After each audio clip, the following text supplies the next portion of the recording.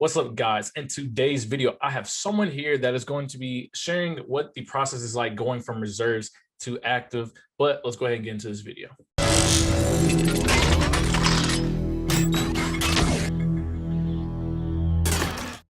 So guys, I have TJ here today that is going to be explaining to you all what it's like going from reserves to active. But first, I'm going to let him introduce himself. Thanks, Trev.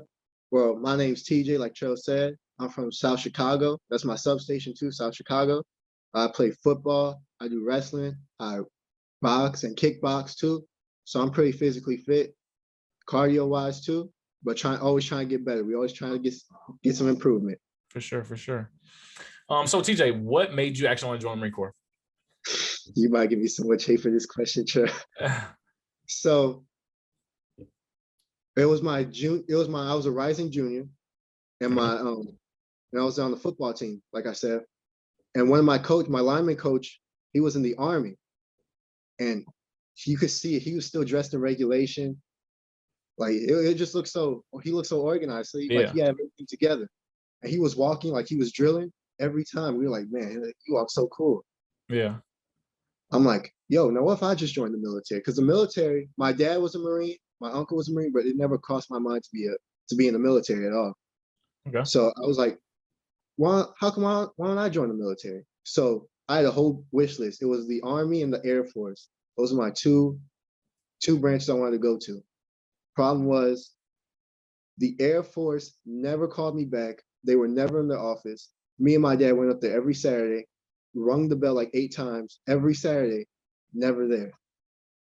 Right? So I'm like, okay, what about the Army? So we went to the Army office, and to be honest with you, I didn't like the recruiters. Yeah. My dad, like I said, my dad was a Marine. He was with me. They were talking all this stuff about the Marine Corps. They said, I got my bachelor's degree. And my dad never went to college, but they said, in the Army, we'll guarantee you a bachelor's degree and a signing bonus. They just try to trash my dad. Yeah. Which I can't stand for that. Yep, exactly. So I'm like, forget that. So my dad said, hey, you want to go see the Marines? I'm like, I really don't want to, but let's go see the Marines. They were nice. They were good people. I'm not going to lie to you. It wasn't my substation I'm at now, but it was another substation. So we were talking. I'm like, I could relate to that. I said, you know what? I guess I'll go to the Marines then. And then when time came in the summer of 2020, I signed up for the delayed entry program and became a Poolee. Yeah, and it's funny that you said that. The Air Force, they're never there. They barely work. To be honest, at the recruiting station, they barely work. And the Army, they do kind of boast a lot and are kind of really cocky because, like you said, most of them have went to college. They've had the opportunity. And Marines, they are pretty chill and down to earth because we don't always get all those opportunities and we just make do with the do. But yeah, the Air Force, I tried the same thing to go to the Air Force, but they were never at the recruiting office as well. So what actually made you want to switch from the reserves to active? So like I said, I'm a Poolee, not a Marine. Yeah, we gotta make that clear. Okay. So I wanted to be an officer because there was nobody in my family was an officer. So the gunnery sergeant in my office, he said, hey, people will respect you if you go from an enlisted Marine to an officer Marine to an officer. Mm-hmm. Like, well, I guess I'll give that a try. I have the training from Bootcamp. I get to go to college on my spare time while I'm not in the reserves. So I'm like, hey, it might work. And then one day I was on my way to practice and I was taking the train. I swear to you, that whole week, the craziest people came up to me. So I'm like, I said, I gotta get out of here. I gotta get out of here. I gotta get out of Chicago. I said, I can't. It's 7 days. I'm like 6 days straight with a crazy person every day. Yeah. I'm like, for example, one time this woman, I was 17 at the time. This lady comes up to me, 25 years old, and then she said, how old you are? 17. She kept on going and going. I was like, you really about to catch a case, though. You really about to catch this case. I said, that's not worth it for you or me. So yeah, I gotta get out of here. I said, so I called up my recruiter. I said, Staff Sergeant, I want to switch. And you could hear the gunnery sergeant start laughing and say, I told you would switch to active in 2 weeks. Yeah. Yeah. And that was the most tedious process I've ever been a part. So speaking of the process, what was the process actually like? So the process was I was I was in the DEP in the delayed entry program in August of 2020. Okay. And then I had to swear back in the MEPS. So September went by. I asked them, can I swear in? No. October, no. November, no. December, no. There's no more spots. It got so bad they had to discharge me Okay. as a Poolee and put me right back into the delayed entry program. And technically, I've been a Poolee since April.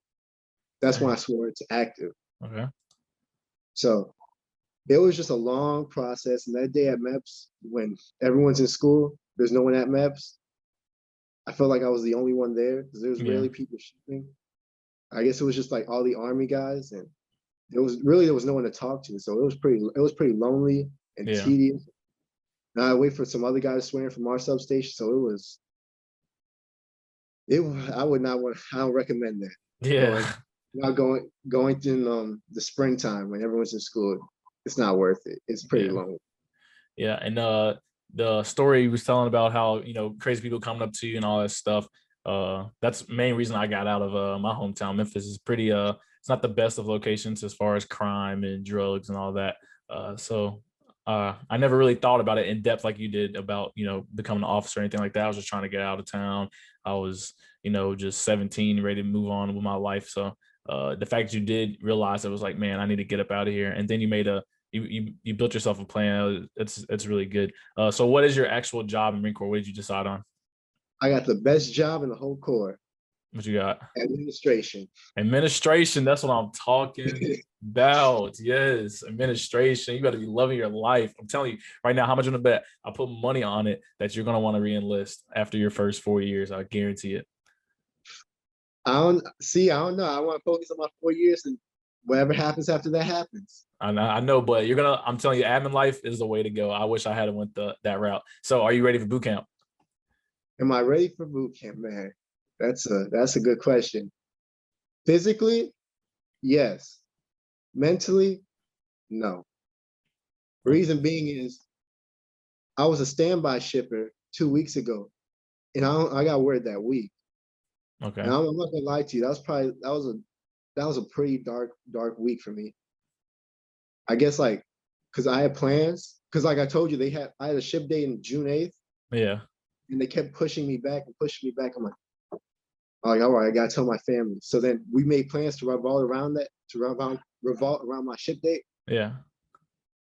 And then next thing you know, my gunnery sergeant calls. Oh, I had to drop off my diploma. And I'm like, I might as well get a PT out of going to the substation too. Yeah. So I got PT. My gunny's like, hey, you're pretty good shape. How would you like this shit Monday? I thought he was kidding. Yeah. I thought he was kidding. I'm like, I said no. I don't know if he's serious or not. He said, well, we'll ship you'll be a standby ship. I'm like, yeah. The reason it was pretty dark was I was like questioning my weight and my PT. Yeah. And then the bad thing is the reason I really didn't want to join the Corps was I had a leg. It was like this family tree I had to live up to. My dad was a radio MOS Yeah. communication, and he was attached to Anglico. I'm like, yo, that sounds pretty. And my uncle, he did like everything. He was what's it? What, I don't mean to mess it up. You good? Guard duty, Okay. embassy. He had embassy duty. Yeah. He was there at the end of the Vietnam War. Okay. Dude's PT was off the charts for his 20 years. I'm like, I'm not sure I can live up to this. Like all that pressure, Yeah. that pressure, it was just eating me up that whole week. It was bad because I kept thinking about it. And my gunny was like, well, the DIs don't know. I said, there's only one problem, but I know. Yeah. I know what I live up to. I know they don't know. I'm not worried about what they think. I'm worried about what I think. Yeah. So mentally, I was gone. I was like, I can't see my family. My parents actually have a grandkid on the way for my brother, and they want to go visit him in Mexico, but they can't. But they can't come to my graduation and meet their grandchild at the same time. So I'm like, no one's going to show up to my graduation. So I'm going to be pretty lonely with that. I'm going to miss seeing my family, my brother, because I'm going to see him next week in Mexico. Yeah. I'm missing that. I really don't want to go, and all this pressure's eating me up. well, guess what? You know, the Marine Corps. Guess what? You're going. Get Yeah. ready to go. I'm like, all right. And like with that, man, I'll share my own thing, right? So my granddad was he retired from the Marine Corps, 26 years. He was also a radio operator, but he got voluntold, right? So they were like, you're going recon, right? Because the recon unit in Vietnam they needed a radio operator, so he got attached to recon, and then he just stayed recon and did that for the remainder of his contract. Did multiple tours in Vietnam, did all that stuff. Retired as a sergeant major. He was even up for sergeant major in the Marine Corps at one point. He was competing for that. So I had to live up to that, right? I also had family members that went in. So that was my whole thing. You know, I was going to Marine Corps. My granddad was like, okay, you're coming over my house. He's giving me, hella classes and stuff like that. So mentally I had to deal with that as well.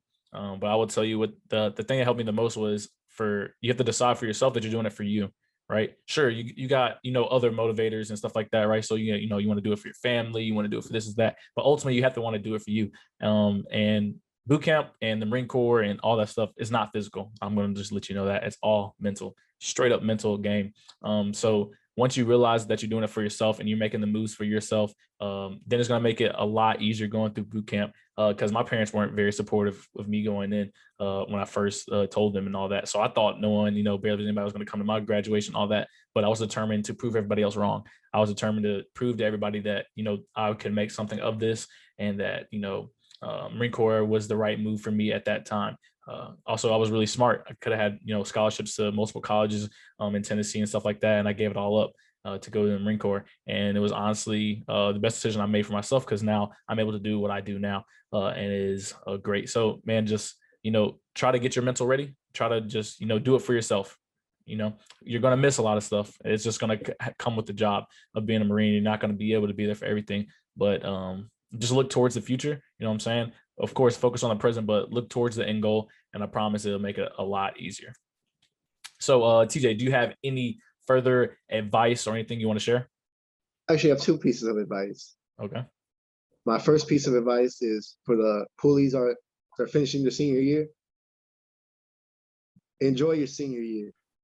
That's one thing I have to tell you. This is like your last year of being a kid. I know you're going to be at 18 soon, but this is your last year of your childhood. Because when I first started my senior year, I was like, Marine Corps, PT. And I missed out on so much I could have did. I mean, I focus on your PT. I'm not saying neglect your PT, but enjoy your childhood. This is like your last year of childhood, because once you step on those yellow footprints, you're an adult. My second piece is forget the criticism. I mean, because when I enlisted, it was such an interesting time to be a Poolee. Reason is the trust in the military started going down with what was going on at the time. I don't know if you remember this, Yep.